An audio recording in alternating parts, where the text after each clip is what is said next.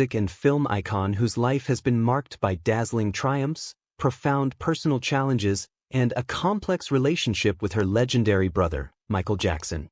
At 58, Janet is finally breaking her silence in a moving documentary, revealing intimate details about their sibling bond, the pressures of fame, and the legacy of a family that redefined the music industry. Get ready to discover a story of love, pain, resilience, and redemption, from the humble streets of Gary, Indiana, to the heights of global stardom. The roots of a dynasty, the Jackson family. Janet Demita Jo Jackson was born on May 16, 1966, in Gary, Indiana, into a working-class African-American family, the youngest of the 10 Jackson children. Their home, a modest two-bedroom house on Jackson Street, was a vibrant space where music reigned supreme. Catherine, Janet's mother, was a talented clarinetist and pianist, harboring dreams of a country music career while working part-time at Sears. Joseph, her father, a former boxer turned crane operator at U.S. Steel, supplemented the family income by playing guitar in a local R&B band, the Falcons. The Jackson family, devout Jehovah's Witnesses, lived by strict values that shaped Janet's childhood. Despite these constraints, their home overflowed with creativity. The family's rich and varied roots included an ancestor, July Jack Gale, who was a scout for the U.S. Army and, according to family lore, a Native American healer. Alongside her sisters Rebby and Latoya, and brothers Jackie, Tito, Jermaine, Marlon, Michael, and Randy, Janet grew up in a bustling household. Tragically, Marlon's twin, Brandon, passed away shortly after birth. From a young age, Janet's brothers distinguished themselves as the Jackson Five. Their meteoric rise began in 1969 when they signed with Motown, quickly scoring their first #1 hit with songs like I Want You Back and ABC. This success propelled the family to a new life in Encino, Los Angeles, far from the modest streets of Gary. For Janet, then a dreamy child aspiring to become a jockey or entertainment lawyer, destiny had other plans. First steps in the spotlight. At just 7 years old, Janet took the stage for the first time at the MGM Casino in Las Vegas alongside her sisters. This performance marked the beginning of her journey in show business. However, her relationship with her father, Joseph, was complex. Emotionally distant, he insisted Janet call him by his first name, reflecting his strict approach to parenting and career management. In 1976, Janet made her television debut in the variety show The Jacksons, sharing the screen with her brothers. The following year, at age 11, she landed the role of Penny Gordon Woods in the popular sitcom Good Times. Her natural presence and charisma led to further roles in A New Kind of Family, Different Strokes, where she played Charlene Dupree, and Fame as Cleo Hewitt. These experiences, while formative, were sometimes overshadowed by personal challenges, including her secret marriage at 18 to R&B singer James DeBarge, a tumultuous union that weighed heavily on her emotionally. At 15, under her father's guidance, Janet signed with A&M Records and released her self-titled debut album, Janet Jackson, in 1982. Produced by talents like Angela Winbush and Renee Moore, the album reached number 63 on the Billboard 200 and cracked the top 10 on the R&B charts. Despite limited promotion, it laid the foundation for her career. 2 years later, Dream Street, 1984, followed, with the single Don't Stand Another Chance reaching the R&B top 10. These early albums, infused with bubblegum pop, signaled an artist on the rise, ready to conquer the world. The Control Revolution, an empowered artist.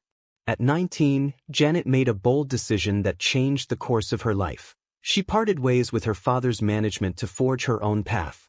I just wanted to get out of the house, to break free from my father. It was one of the hardest things I've ever had to do, she recalls.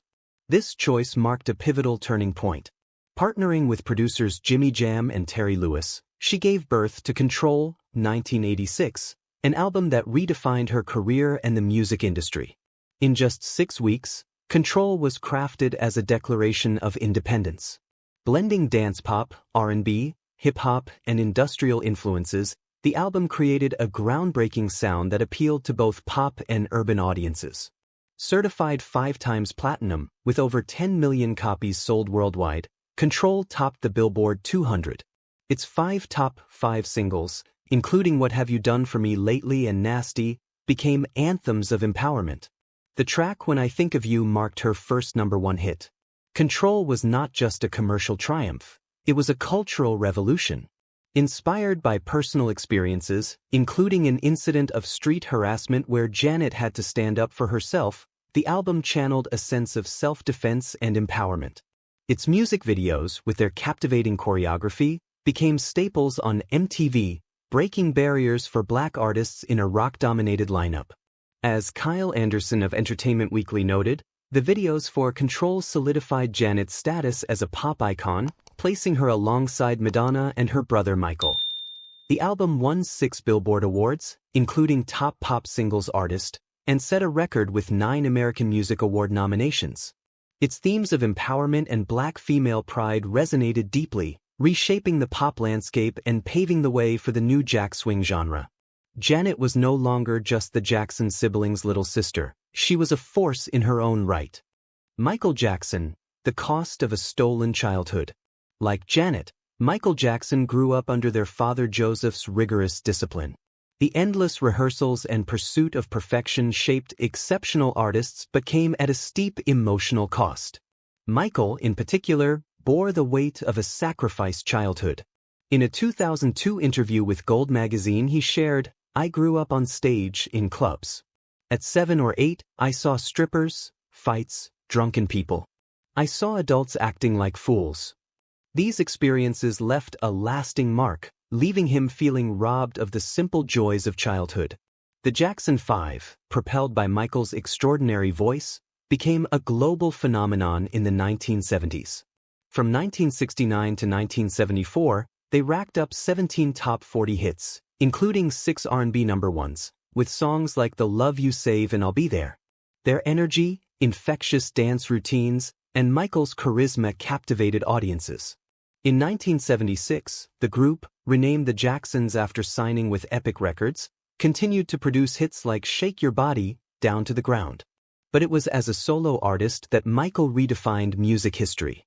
His 1979 album Off the Wall marked a shift to a more mature sound, blending funk, disco, and R&B. With singles like Don't Stop, Till You Get Enough and Rock With You, the album reached #3 on the Billboard 200 and sold over 20 million copies. Michael won his first Grammy and 3 American Music Awards, cementing his superstar status.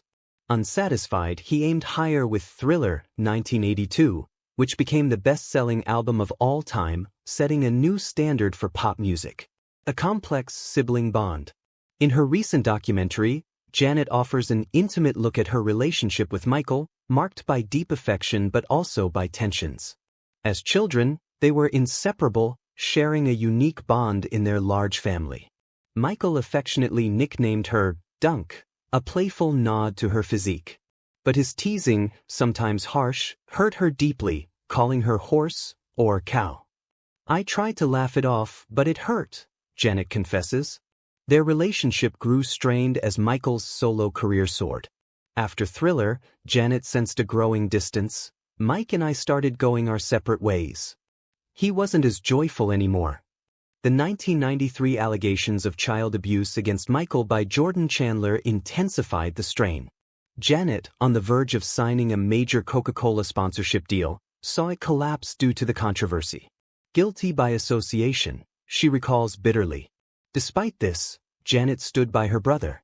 Their collaboration on Scream, 1995, a defiant response to the media storm, was a highlight.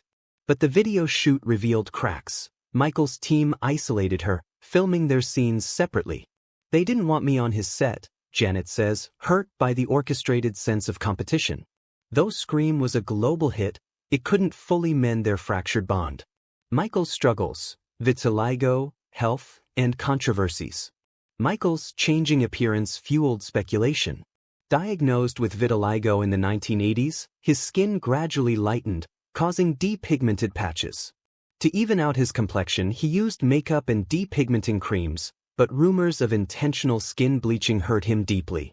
"When people say I don't want to be who I am, it hurts," he told Oprah Winfrey in 1993. Michael admitted to 2 rhinoplasties and a chin cleft but denied other cosmetic surgeries. His mother, Catherine, suggested he may have undergone more, driven by distress over his vitiligo-induced uneven skin tone. His physique also changed due to significant weight loss, attributed to a strict diet for his dance performances, though some suspected anorexia. Controversies abounded. Rumors of sleeping in a hyperbaric oxygen chamber or receiving female hormone injections to maintain his high-pitched voice and youthful appearance fueled media fascination. Michael denied these, but the stories added to his enigmatic persona. His addiction to painkillers, triggered by a 1984 accident during a Pepsi commercial shoot, worsened with the stress of the 1993 allegations.